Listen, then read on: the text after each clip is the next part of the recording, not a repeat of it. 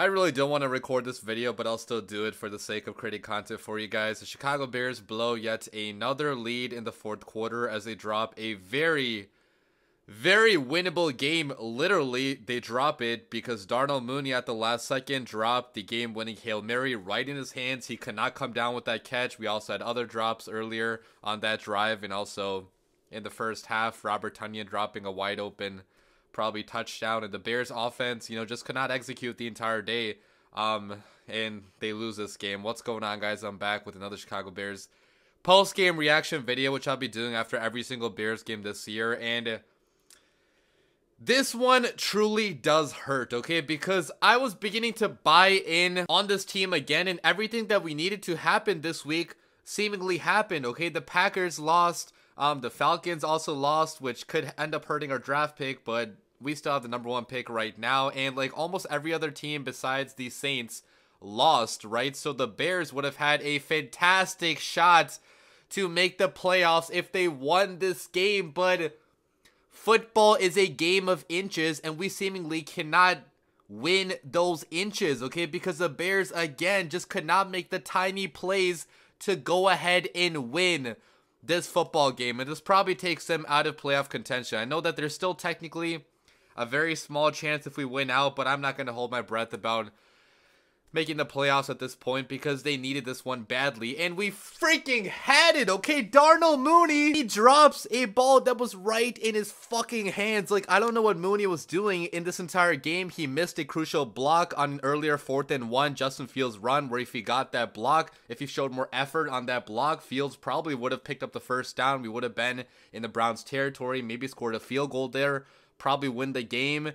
Mooney also had another route where he just ran the wrong route and almost ended up being a pick. So like, I think Mooney is done in Chicago, guys. Like, as much as I appreciate his earlier years in Chicago, like, he's had some good years, maybe not years, but he had, decent rookie year. He had a solid year too, but Mooney is not proving to be a capable #2 receiver in this league, okay? It's been a massive down year from him, and him and Fields have just not been on the same page, and he literally drops what would have been the game-winning Hail Mary, which could have saved his time in Chicago here if he caught that ball, but he just simply kicks it up and ends up being an INT for Justin Fields. And talking about the offense, guys, okay, obviously the offense was completely dog shit today, okay? And I know Fields should probably get some of the blame too, because he is the quarterback, but there was a lot working against him in this game. And yes, I know nobody wants to hear excuses anymore in year 3, and I fully admit, maybe he's not going to be on the team next year,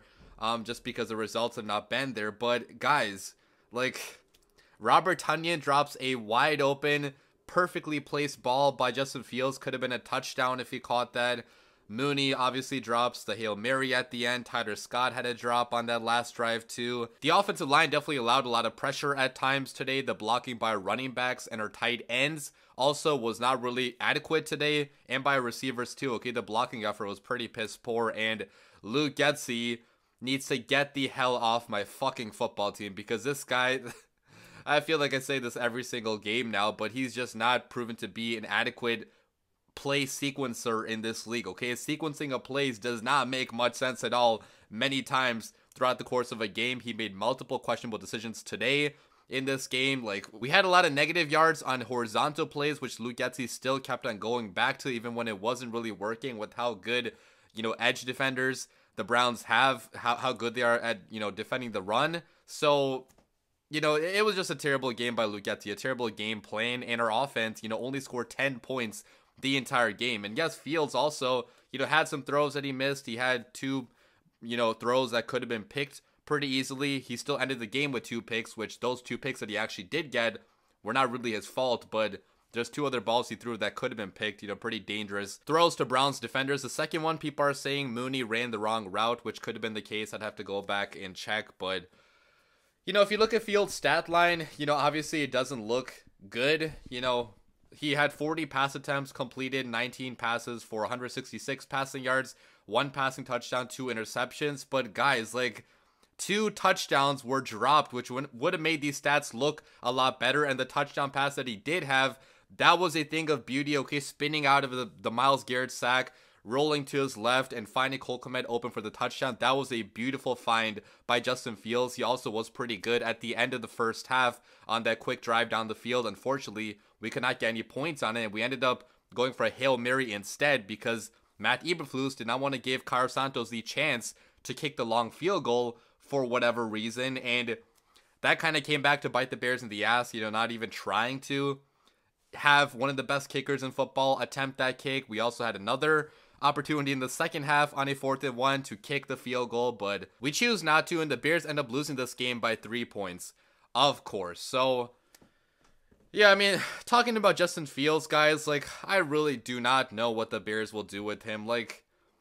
I still fully believe in my heart that he is a talented quarterback that in the right system with the right coach could still have success, but I also understand the NFL is a business, and if Ryan Poles wants to start over the quarterback clock, he very well could be doing that as well, and there's just nothing I can do about that because I'm only a fan. I don't make any front office decisions, and it really does suck, what we have put Justin Fields through, though, in his time with the Chicago Bears. Like, he very easily should have had a lot of success early in his NFL career with better supporting cast, with better coaches. And again, I know nobody wants to hear excuses at this point in time, but I would not be totally surprised if the Bears do trade Justin Fields if he lights it up his first year in a different system with better, playmakers, with better offensive play calling as well. So I just pray if the Bears do draft a quarterback, like the quarterback we draft ends up being good, okay? Because this franchise knows how to ruin quarterbacks. And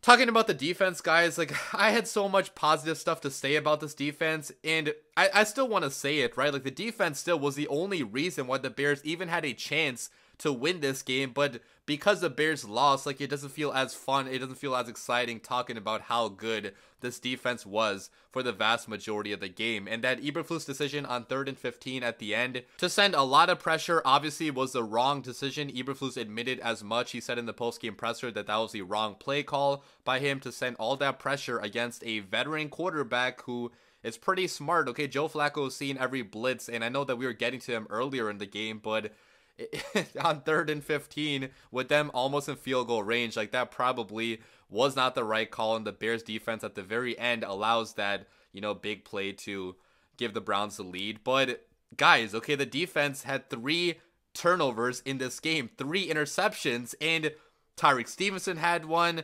Tremaine Edmonds had a pick 6, Eddie Jackson almost had a pick 6, so the defense was the only reason why the Bears even had a lead to begin with, and they were directly responsible for 14 out of the Bears' 17 total points. They also had 4 sacks today. Montez Sweat had 3 of them. He continues to be an absolute steal of his acquisition by Ryan Poles. I mean, with how he plays the run, with how he plays against the pass too, he completely destroyed the Browns' offensive line in this game, and shout out to him, man. Shout out to Montez Sweat for how good he is. We had other guys getting home to the quarterback too. DeMarcus Walker had a sack, and we had a lot of pressure on Joe Flacco in this game. Okay, the pressure was directly responsible for many of his interceptions. It just sucks that we cannot finish this game out on defense. But again, I'm not going to criticize the defense at all for allowing the points at the end, because with how much they're carrying the Chicago Bears in this game, they were going to crack at some point if the offense did not provide them with any help whatsoever, and that's exactly what happened. I've seen this so many times in my life being a Bears fan, okay? The defense doing everything they possibly can, getting turnover after turnover, and the offense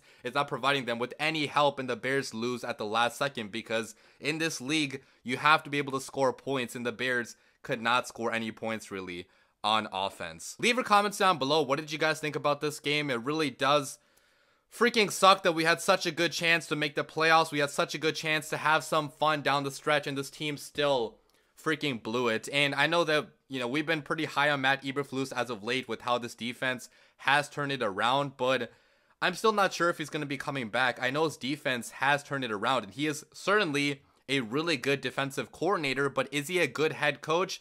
I'm not sure about that, right? Because good head coaches don't blow this many leads. And yes, execution is a big issue as well, but when you blow this many leads in a single season, coaching also is a big part of that. And if they do decide to keep Eberflus, he better fire Luke Getsy, because Luke Getsy right now is sinking his ship. Leave your comments down below. I'm going to cry myself to sleep. As always, bear down.